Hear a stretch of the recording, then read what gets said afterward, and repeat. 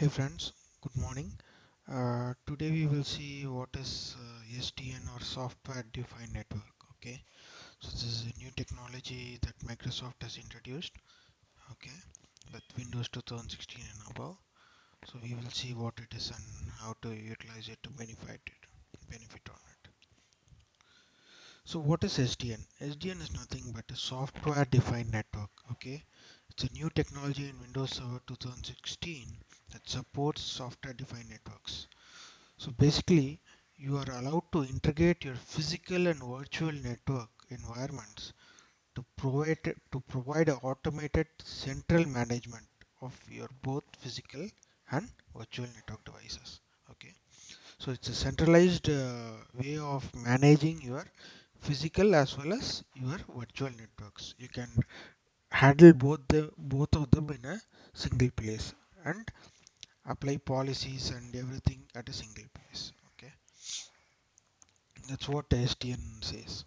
So it's nothing but integration of your physical and virtual networking. Okay, for central management, to keep it simple. Okay, so what are the benefits of software defined network? Okay, uh,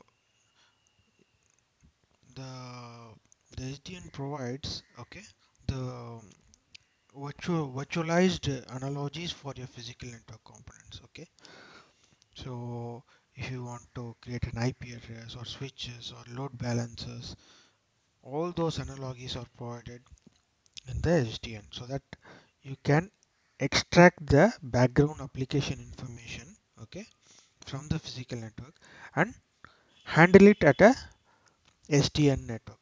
So basically, you have a gateway, then you will add a gateway to the SDN in the console and connect it to the physical network. Okay, so this will in turn apply whatever policies you are applying in the SDN directly to the physical gateway or switch or load balancer, whatever it is. So you can see that it's more of a single console and a consolidation of your network at a single place so that you can apply policies and other things at a single scale.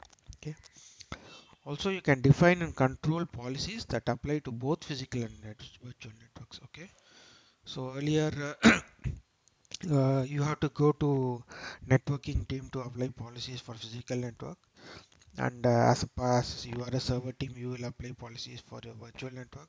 Now that is removed. Everything is done at a single console, and server team can handle both physical and virtual networks. Okay.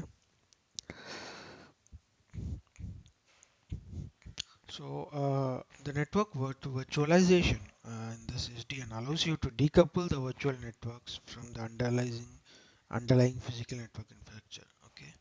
So there is something called a network virtualization concept in this SDN. Okay.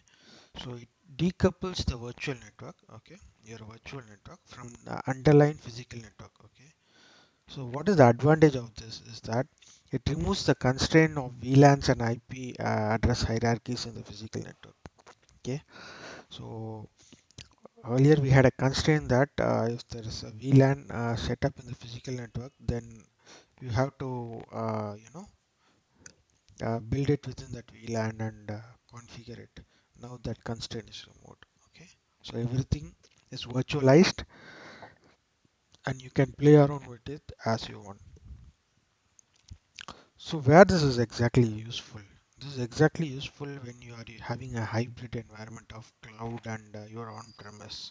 Okay, so you built a network called tenant, which includes both your cloud and your on-premise. Okay, and you can consider that network as if your internal network and start building servers wherever you want.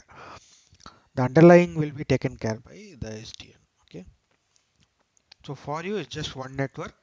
You don't care whether it's a cloud infrastructure or on-premise network infrastructure. Okay, so because it decouples the IP address and from the physical locations, it doesn't care where exactly is the infrastructure. So that's why it's more useful. You have a single network infrastructure for both your cloud and on-premise. Okay.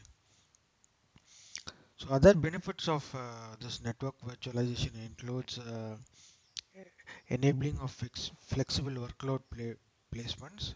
Okay, network isolation and IP address reuse without VLANs. Enable easier move of workloads to shared ISAS clouds. So you can just move it in a single move from your on-premise to cloud network using this virtualized network. Okay, you don't have to worry much. Okay, you can. It also enables you live migration across the subnets. Okay, simplifies the network and improves server and network resource utilization. Enables easier management.